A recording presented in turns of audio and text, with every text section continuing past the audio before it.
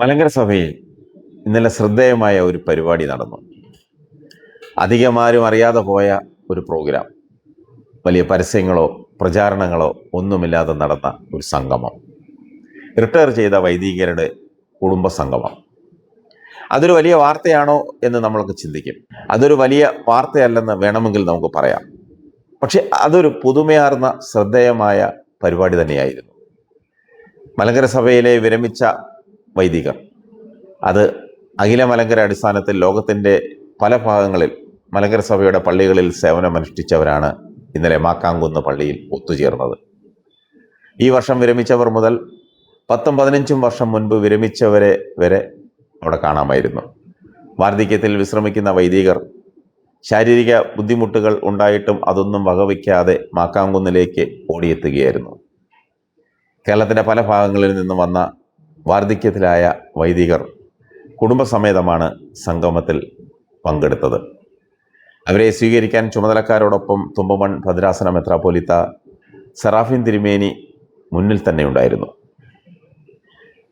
അതുമാത്രമല്ല, അവർക്ക് ഭക്ഷണം നൽകാനുൾപ്പെടെ അവരുടെ ഏതാവശ്യത്തിനും പിന്തുണയുമായി മാക്കാങ്കുന്ന് ഇടവക വികാരി പ്രക്കാനം ബിജു അച്ഛൻ്റെ നേതൃത്വത്തിൽ ഇടവക മാനേജിംഗ് കമ്മിറ്റിയും അതുപോലെ തന്നെ ഇടവകക്കാരുമൊക്കെ സജീവമായി മുന്നിലുണ്ടായിരുന്നു. വൈദിക സംഘത്തിൻ്റെ ഒരു ഭാഗമായിട്ടാണെങ്കിലും ഈ അടുത്ത കാലത്താണ് അവരെ കൂടുതൽ ചേർത്ത് നിർത്തുവാനും കരുതൽ നൽകുവാനും തുടങ്ങിയത്. വാർദ്ധക്യത്തിൽ വീടുകളിൽ 4 ചുവരുകൾക്കുള്ളിൽ ഒറ്റപ്പെട്ട് കഴിയുന്ന വൈദികർ, എല്ലാവരും ഉണ്ടെങ്കിലും ഒന്ന് മിണ്ടാനും പറയാനും ആരുമില്ലാതെ കഴിയുന്ന വൈദികർ, അവരുടെ കൊച്ചമ്മമാർ, ജീവിതത്തിൽ ഒറ്റയ്ക്കായി പോയ വൈദികർ അല്ലെങ്കിൽ അവരുടെ കൊച്ചമ്മമാർ, അവരെ ചേർത്ത് നിർത്തുവാനും അവരുടെ സങ്കടങ്ങൾ കേൾക്കുവാനും അറിയുവാനും ഇടയ്ക്കിടെ ഒത്തുകൂടുവാനും അവരെ നാട് കാണിക്കുവാനുമൊക്കെ വൈദിക സംഘത്തിൻ്റെ പ്രസിഡന്റ് തിമോത്തിയോസ് തിരുമേനിയോടൊപ്പം ഭാരവാഹികളും കാണിക്കുന്ന ആ ഒരു ഇച്ഛാശക്തിയെ വിസ്മരിക്കാൻ നിവൃത്തിയില്ല. ഇക്കാര്യത്തിൽ തിമോത്തിയോസ് തിരുമേനിയുടെ വാക്കുകളൊന്ന് കേൾക്കാം. വളരെ മനോഹരമായിരിക്കുന്നു. കാരണം റിട്ടയർ ചെയ്ത വൈദികരെ യഥാർത്ഥത്തിൽ ഈ അടുത്ത സമയത്താണെന്ന് തോന്നുന്നത് ഇങ്ങനെ അവരെ ഇങ്ങനെ വിളിച്ചു കൂട്ടി ഒരു കുടുംബസംഗമവും ഇതുപോലെ ഒരു മീറ്റിംഗും ഒക്കെ നടത്തുന്നത് ഈ അടുത്ത സമയത്താണെന്ന് മുൻകാലങ്ങളിൽ അങ്ങനെ ഉള്ളതായി കേട്ടിട്ടില്ല. എന്താണ് അതിൻ്റെ ഒരു പ്രചോദനം?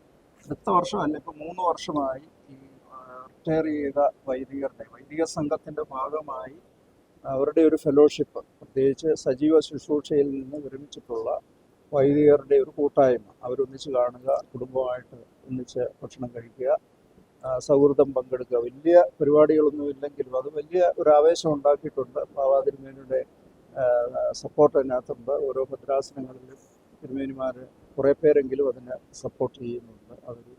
കാരണം അവർ തള്ളപ്പെട്ടു പോയി, അവർക്ക് അവകാശമില്ല എന്നൊരു ധാരണ ഉണ്ടാകാതെ വൈദിക സംഘത്തിൻ്റെ ഒന്നിച്ച് വരുമ്പോൾ അതിലെ വെള്ളത്തിൽ ഒന്നിച്ച് നിൽക്കുകയാണ്.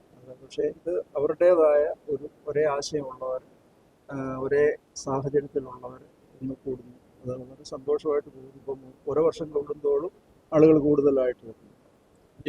ഞാൻ കേട്ടായിരുന്നു കഴിഞ്ഞ എനിക്ക് തോന്നുന്നൊരു 5-6 മാസത്തിന് മുൻപ് ഒരു യാത്രയൊക്കെ നടത്തി.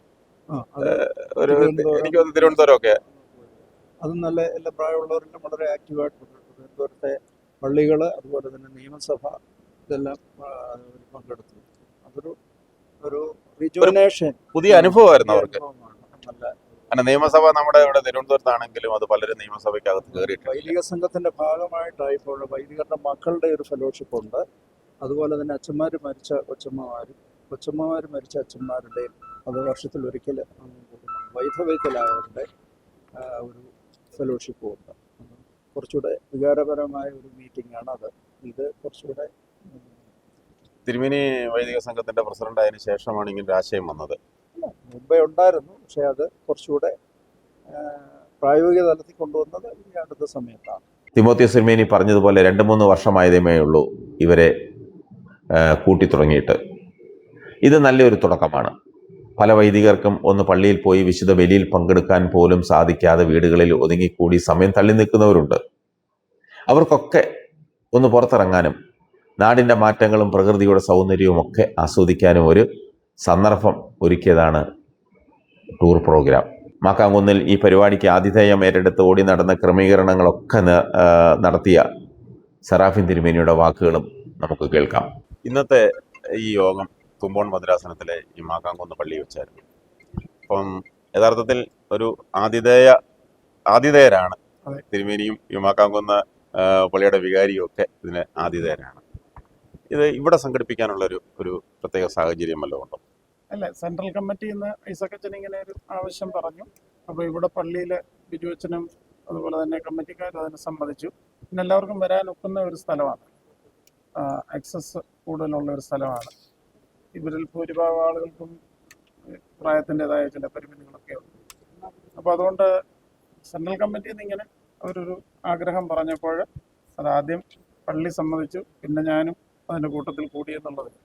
തിരുവേനിക്ക് എങ്ങനെ തോന്നുന്നു? ഇത് നല്ലൊരു കാര്യമായിട്ടല്ലേ ഇത് വൈദികരൊക്കെ എടുക്കുന്നത്? നല്ലൊരു കാര്യമായിട്ടാണ് ഇത്. വൈദികർ മാത്രമല്ല, ഞാൻ പറഞ്ഞ കൂട്ടായ്മകൾ കുറഞ്ഞു വരുന്ന കാലമായി. അപ്പോൾ കൂട്ടായ്മകൾ വർദ്ധിക്കണം, അത് വൈദികരുടെ കൂട്ടായ്മകളും വർദ്ധിക്കണം. വൈദികർക്ക് പരിമിതി എന്താണെന്ന് ചോദിച്ചാൽ എല്ലാ കാര്യങ്ങളും അയ്മേനികളോട് പറയാനായിട്ടൊക്കെ. അപ്പോൾ വൈദികരുടെ ഒരു കൂട്ടായ്മ ഉണ്ടാകുമ്പോൾ അവരുടെ ഭാരങ്ങൾ, പ്രയാസങ്ങൾ, സന്തോഷങ്ങൾ പരസ്പരം പങ്കുവെക്കാനായിട്ട് സാധിക്കും. പിന്നെ ഇതിനകത്തൊരു വലിയ ഔദ്യോഗികതകളൊന്നുമില്ല. ഒരു സിസ്റ്റം ഉണ്ട്. ആ സിസ്റ്റം അനുസരിച്ച് കുറച്ചുകൂടെ പറഞ്ഞാൽ കാഷ്വലായിട്ടാണ് പോകുന്നത്. അപ്പോൾ അത് കുറച്ചുകൂടെ എൻജോയ്മെൻ്റ് ആണെന്ന് എനിക്ക് തോന്നുന്നു. അത് അവർക്കും ഫിസിക്കലി, ശാരീരികമായും മാനസികമായിട്ടും ഒക്കെയുള്ള ബുദ്ധിമുട്ടുകളുള്ളൊരു സമയത്ത് അതവരെ കുറച്ചുകൂടെ പ്രചോദിപ്പിക്കുമെന്നാണ് ഞാൻ വിചാരിക്കുന്നത്. ഇത് ഭാവിയിലും ഇതിങ്ങനെ തുടർന്ന് പോകുന്നത്, പ്രത്യേകിച്ച് ഈ റിട്ടയർ ചെയ്ത വൈദികർ അവർ വീട്ടിലിങ്ങനെ ഒറ്റപ്പെട്ടുമൊക്കെ കഴിയുന്ന ഒരു സാഹചര്യങ്ങൾ. ഇപ്പം മക്കളും ഒക്കെ വിദേശ രാജ്യങ്ങളിലേക്ക് കുടിയേറുന്നു. അപ്പം പല അച്ഛന്മാരും വീടുകളിൽ ചിലപ്പം അച്ഛനും കൊച്ചമ്മയും ചിലപ്പോൾ കാണത്തുള്ളൂ, ചിലപ്പം പിന്നെ ഒരാളെ കാണത്തുള്ളൂ. എനിക്ക് തോന്നുന്നു ഈ മരിച്ചുപോയ അച്ഛന്മാരുടെ കൊച്ചമ്മമാരെയും ഇതിനകത്ത് ഉൾപ്പെടുത്തിയിട്ടുണ്ടോ? ഉണ്ട്. ഇപ്പം തിരുമേനി പറഞ്ഞ അതാണ്, ഈ അച്ഛന്മാർ മരിച്ചുപോയ കൊച്ചമ്മമാരുടെ ഉണ്ട്, കൊച്ചന്മാർ മരിച്ചുപോയ അച്ഛന്മാരുണ്ട്. അപ്പോൾ ഇവരെ എല്ലാവരെയും ചേർത്ത് നിർത്തുവാനുള്ള ഒരു ശ്രമം ഇതിനകത്തൂടെ നടക്കുന്നത് ഒരു നല്ല കാര്യം തന്നെയല്ലേ? ഏറ്റവും നല്ല കാര്യമാണ്. വളരെ ഭംഗിയായിട്ട് അത് തിരുമേനിയുടെ നേതൃത്വത്തിൽ അത് കൊണ്ടുപോകുന്നുണ്ട്. എല്ലാ സപ്പോർട്ടും. ഇനിയും ഇതുപോലെയുള്ള പ്രോഗ്രാമുകൾ സംഘടിപ്പിച്ച് വാർദ്ധക്യത്തിലായ ഈ വന്യ വൈദികർക്ക് വേണ്ട രീതിയിലുള്ള കരുതലും മാനസിക സന്തോഷവും ഒരു ഉണർവും നൽകുമെന്ന് നമുക്ക് പ്രത്യാശിക്കാം.